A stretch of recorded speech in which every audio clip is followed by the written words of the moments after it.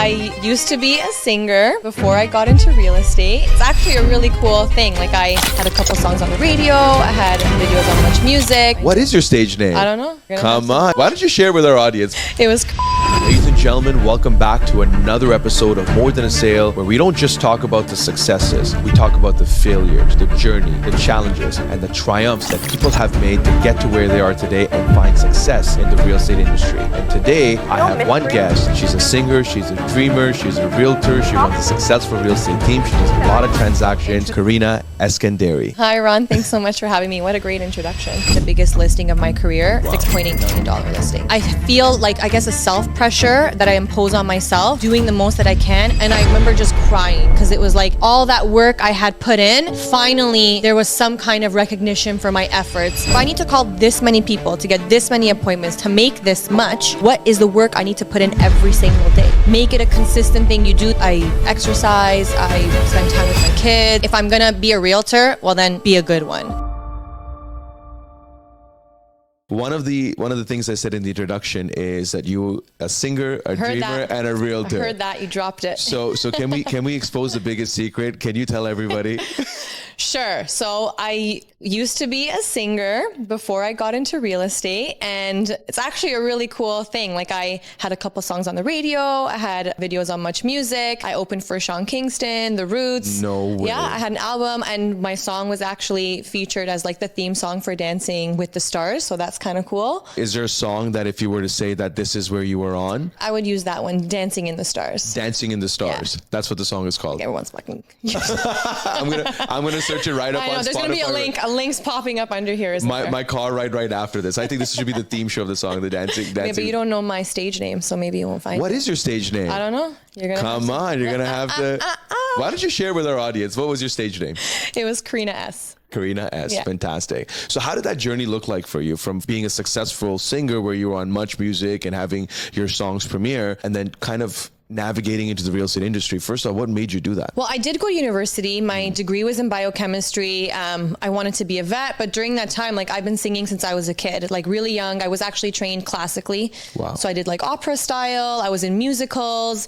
And then the pop kind of just like happened. I was doing all that and working towards a singing career during university and high school. And then eventually, you know, to be honest, like, I got engaged, and then I was imagining like my future family life, and I was like, okay, like, let's just say I even made it. Like, let's just assume the best happens and I even make it. Then what does that look like for me if I want to have a family? And I just didn't feel like it was authentic to what I wanted anymore. You know, like, I guess I grew up in a way in certain aspects, and things changed. When you say you were practicing and you were training for the singing life, what does a training look like? I am very curious. What does that training look like? I know if you want to prepare for a race, you would, eat a certain things, you would work out in a certain way. How does that look like from a singing standpoint? Well, you're in the studio all the time. You're writing music. You're trying to like make a hit. Yeah. You're writing an album. You have singing lessons. You're meeting the right people. So I'd fly to LA, New York all the time, record with different writers and artists there. Really amazing, incredible people. And just, you're basically trying to meet the right people, get the right song, and get your name out there. What does a creative process look like? Like, when you're writing a song, I try to journal sometimes. And I say sometimes because I try to make it a practice and it doesn't happen all the time. And you have something called brain farts. You're like, what do I write about? I've kind of like just kind of spilled out my life in just a few sentences of my day or my week.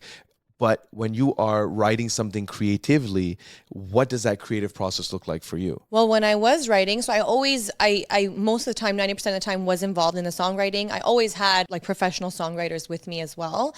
And it kind of be like a theme. Like, sometimes you get a hook, like the melody first, and you're like, what does this inspire in me? Whether it's heartbreak, whether it's a love song, whether it's a happy pop, like whatever, dancing song with your friends.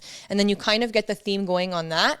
And that's basically how it would go. And you would just, what words look good together and sound good together. Would you rhyme it, and you would pick a theme first of a song? So yeah, would it usually be a heartbreak? Like, and would it be from you thinking that it's going to be a hit, or is this something that you were feeling at that point? Like, I want to sing about this. Yeah. A lot of the times it's what you're feeling. And then I left it to the professionals to like make it a hit, or try to make it a hit. Was it daunting for you? How old were you when all of this was happening, by the way? Oof. Well, I started singing since, I don't know, 8 years old, like really young.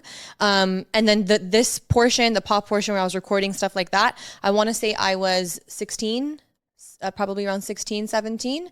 And it lasted till I was 20, 21, in and around that time. When did you have your first like hit single? How old were you then? I'm going to use hit loosely. Okay. It was on Chum FM and stuff like that, and Much Music. I would think it's a big deal. I mean, just listening. It was really cool. I remember I was at the gym. I remember exactly where I was. I was like, whatever, doing something at the gym, and I got the call, your song's going to be on Chum FM. And I was like the emerging artist of the month or whatever it was. And I remember just crying because it was like all that work I had put in, finally there was some kind of recognition for my efforts. And I felt like that was like my big break in a way, right? Like just even being on the radio was so cool. Like people could call and request it. It was a really surreal feeling, honestly. Were you a popular individual in your high school or in school? Not really, no. You said with singing? I was just like average. I wasn't particularly popular. I wasn't unpopular. I was just like kind of middle of the road throughout that time. I had a major like ugly duckling phase. So. And then you had a glow up phase. Yeah, and then the glow up phase, yeah. Was it daunting for you that when you're recording in the studio and you have a bunch of people gathered around, or was it something that you've always been comfortable with because you grew up on it and you knew that? Because I was singing from such a young age, like performing, even for like the music school, whatever, showcase, I've grown up performing in front of people. Got it. Yeah. And I think that's a lot of the reason why I'm comfortable in front of camera, because people always ask me, how are you so comfortable on camera when you're doing your real estate videos? Yeah. And it's a portion of that comes from the fact that I've done it for so long. And we're going to talk about that because you happen to have a great influence on a lot of people and individuals. And I know that the ladies that are there in my office and the female realtors that I talk to, they speak very highly of you and they actually look up to you in many aspects. That's really especially when it sweet. comes to the way you run your business, the way you conduct yourself, and the way you handle operations. When you made the migration shift into real estate, was that difficult for you? Because you're like, okay, cool. Nobody knows that, or maybe people know that I did have a singing career and I was sort of on TV, but not generally speaking, but now I have to sell real estate. What was that shift like? That was a difficult transition for me because especially when you're starting, like your sphere of influence is kind of all you really have. And my whole sphere of influence associated me with a singer. Right. So I had to break free of that vision that people had of me and get into like the real estate professional version of me. So it was a transition because they would use that as ammo, like competitive realtors in my sphere, to be like, oh, but like she's a singer or whatever it is. And it took me a while to break free So of how that. did you do that? Explain that process to me. Just relentless with putting myself out there. I'm a realtor, I'm professional, this is what I'm doing. And eventually, like when you keep doing that and you believe in yourself and what you're doing, then they're going to see it too, right? Where does all that motivation come from? Where does all that positivity come from? Does Karina ever have a down day? Does Karina ever have an off day? We always see the greatness of Karina, but does Karina ever have a day when she's like, oh my God, don't talk to me, don't call me, I do not want to see your face, I do not want to hear from anybody? Does Karina ever have any one of those days?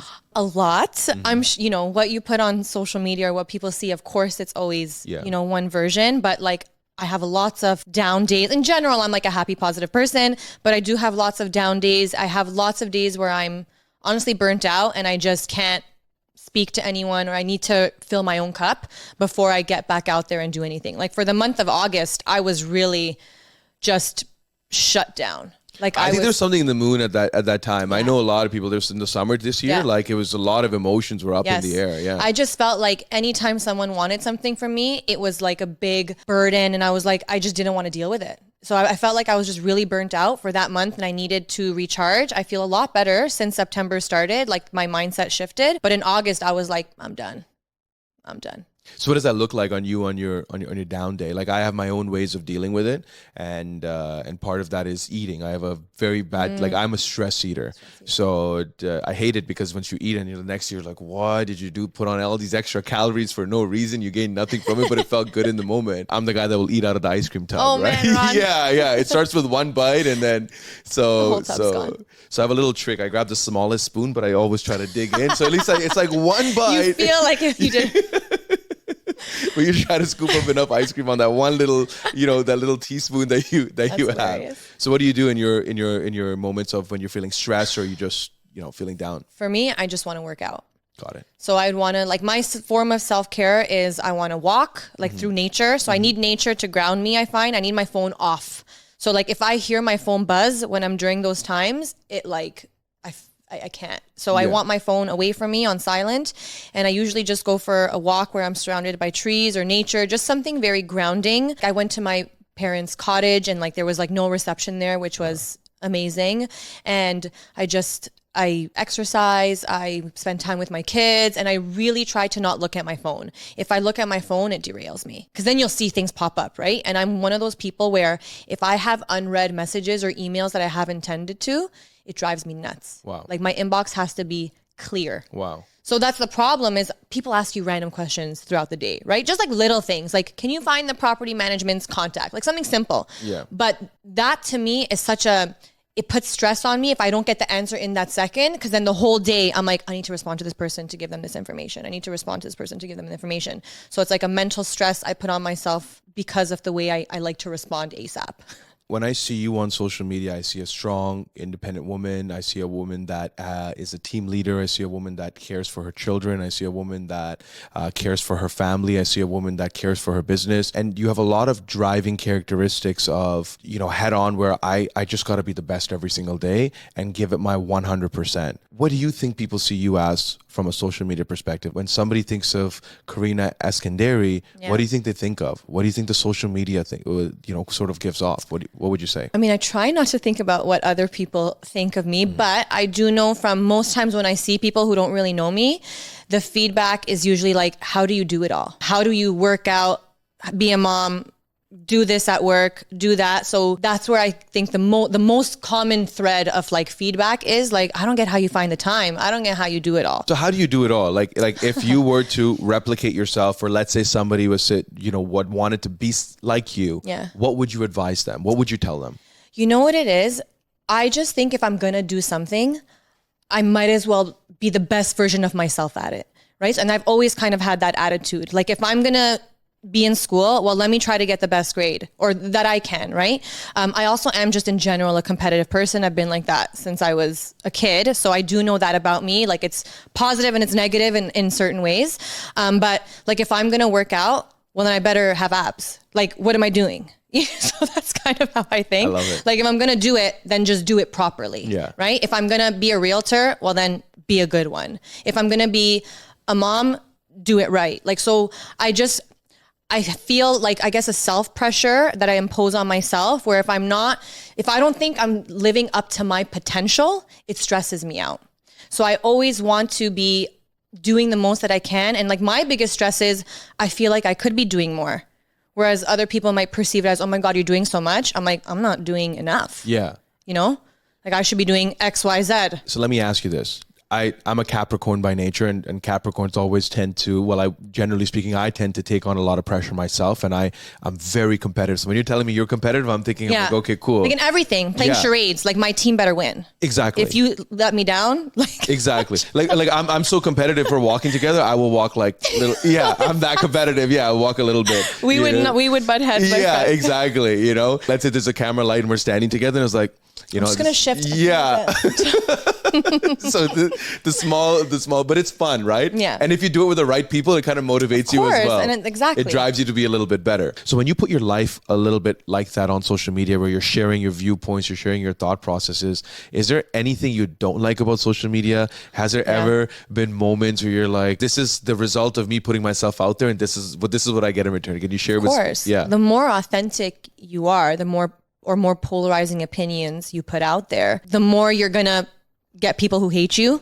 And then you're going to get the ones that really like you, right? So of course I get messages like I literally posted a stupid story the other day about the construction work and you get like the woke people saying something about it. Like it's you can't help it, right? Like everyone's going to have an opinion. You're going to get 10 people that are like, oh my God, I agree totally, laughing, haha, love you. Then you're going to get the one person that's like a troll and is like, whatever, says something. Do you respond back to them? No, never. Oh, you don't? No. Do you think you should, in a way? You know what? Sometimes I want to, but I just don't care. Like I just delete it or I block them and move on with my day. It's kind of funny sometimes though.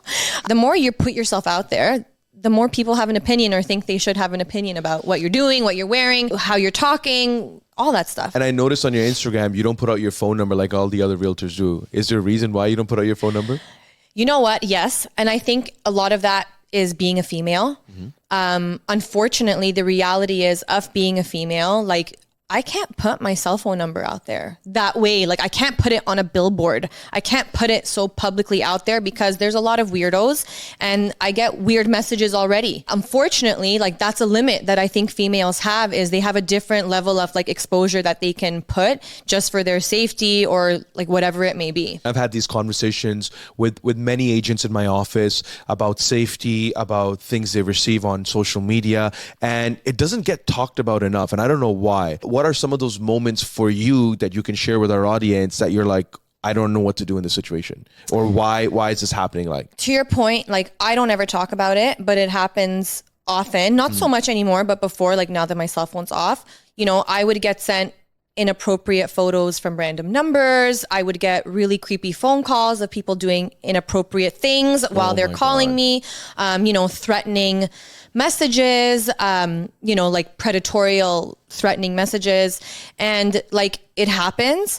That's why I think it's so important as women, like in this industry, to number one, put out, there's your femininity. I'm not saying to lose that at all, but also to put out a professional tone. Honestly, the viral TikTok things I've seen where maybe they shouldn't be positioned that way in like the real estate world, because then you open up the doors for weird messages. My persona on there is not inviting to that situation. So do you find that some agents in the industry through their social media, there's in a way the content that they're putting out, it's not matching the professional persona, but what should that persona be for a woman? Is there a persona? That's a real question. Yeah, I don't think there's anything right or wrong. I think everyone has their own like angle, personality, avenue, but it's also like sometimes, let's say I've seen viral TikTok videos. I don't even know if they're from Ontario or like whatever it is. I'm not naming a particular realtor, but it's obvious the way that it's positioned,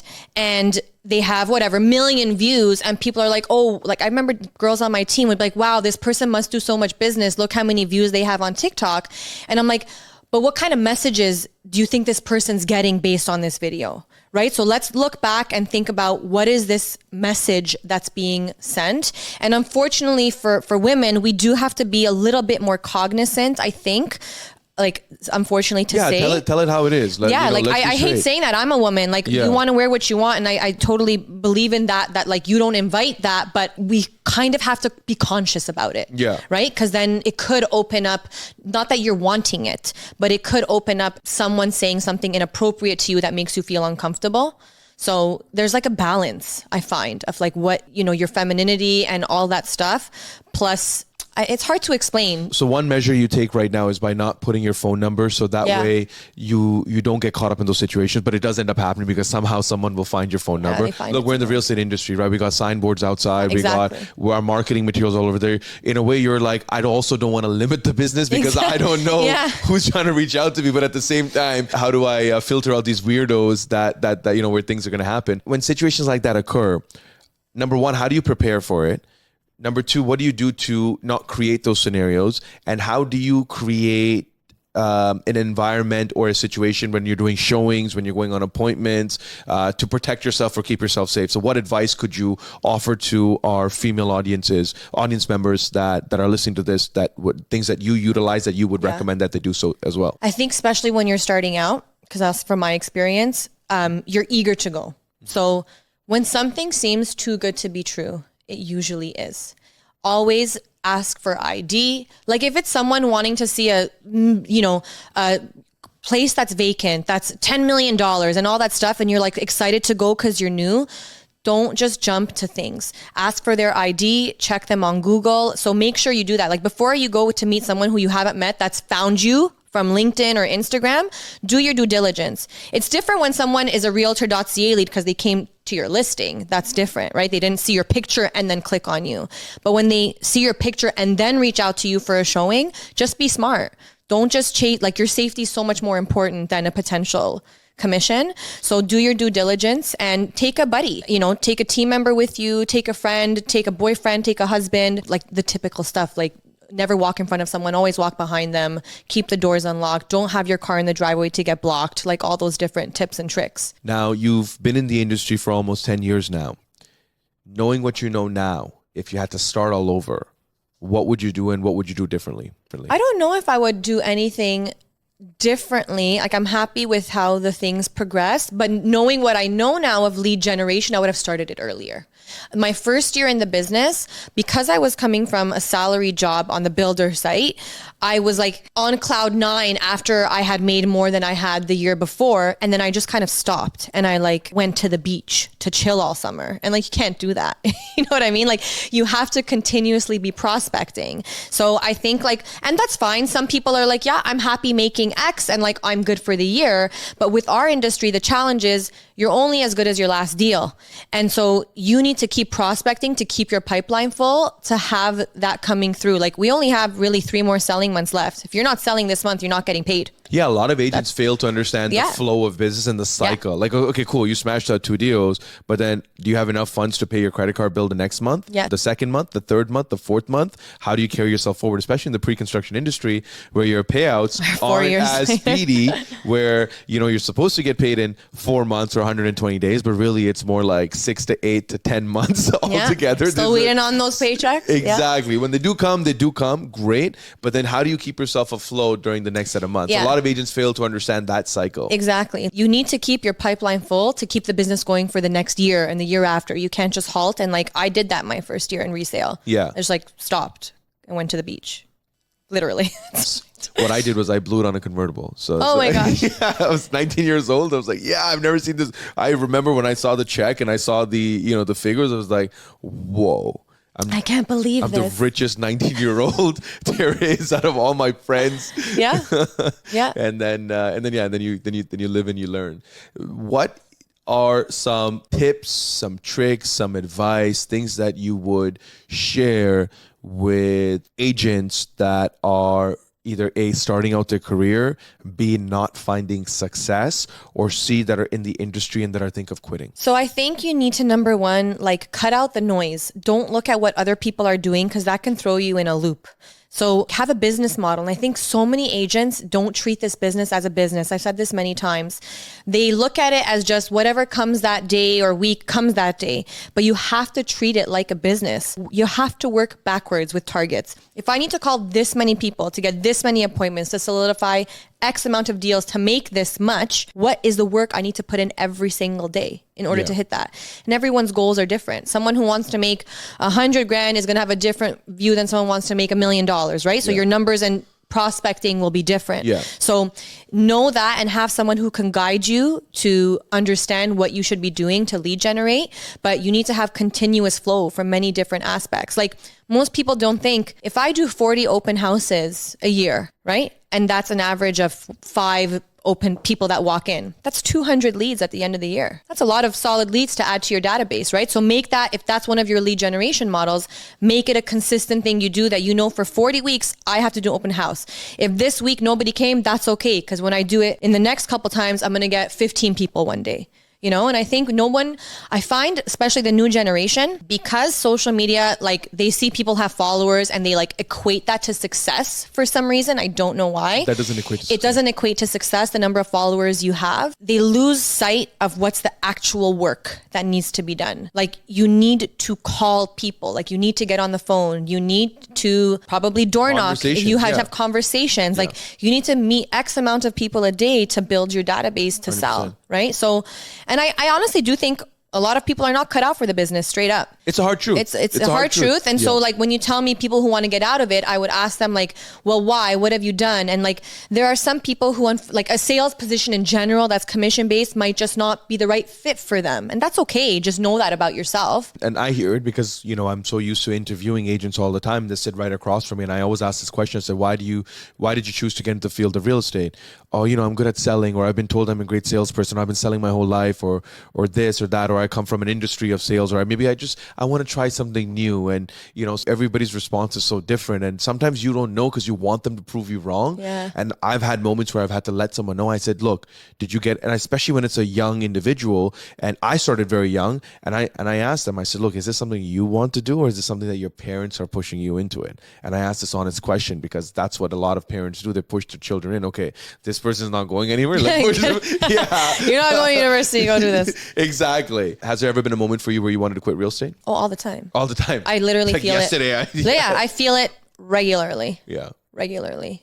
When you're getting to those burnout stages. Yeah. Right? Have you ever had any individuals that have a great impact in your life, or people that you look up to where they've played a major role into who you are as a person today? Yeah, in terms, if we're talking about real estate, my brokerage owners at Union Capital, I was their first team member when they ran a team, and they taught me all the ropes. Like, they taught me about pre-con, they taught me about resale. You know, I still learn from them, and I think it's so important to have mentors in your life and people you look up to in order to succeed, if you're willing to listen and do what they say. Has there been any movies or books that have sort of given you a great perspective of, wow, this is awesome, it's kind of opened up your eyes a little bit, or books that have had an influence in your life? I can't think of a specific book necessarily. To be honest, I'm not like a huge reader. Sorry to pretend I am, to be cool, but I'm not. But in general, like, I love the like athlete motivational stuff. I love like Gladiators, like my favorite movie. Wow, okay, so Gladiator, yeah, that's a wicked movie. So Gladiators, like my favorite. I saw it 13 times in the theater. Like, when I was a kid, I was obsessed with it. And any of those kind of like underdog rising up stuff, like, I love it. I love people working hard and reaching their goal. I love it. I love that too. What I don't like is when I see successful people at their peak and their prime, and then you look at them, you're like, what the heck happened? You know, when I see Russell Crowe now, and I'm like, you see what I mean? That's exactly that reaction that you made. And I was like, Russell Crowe, American Gangster, Gladiator. He's given hits after hits, like remarkable, A Beautiful Mind, remarkable amount of movies. And you're like, dude, what happened?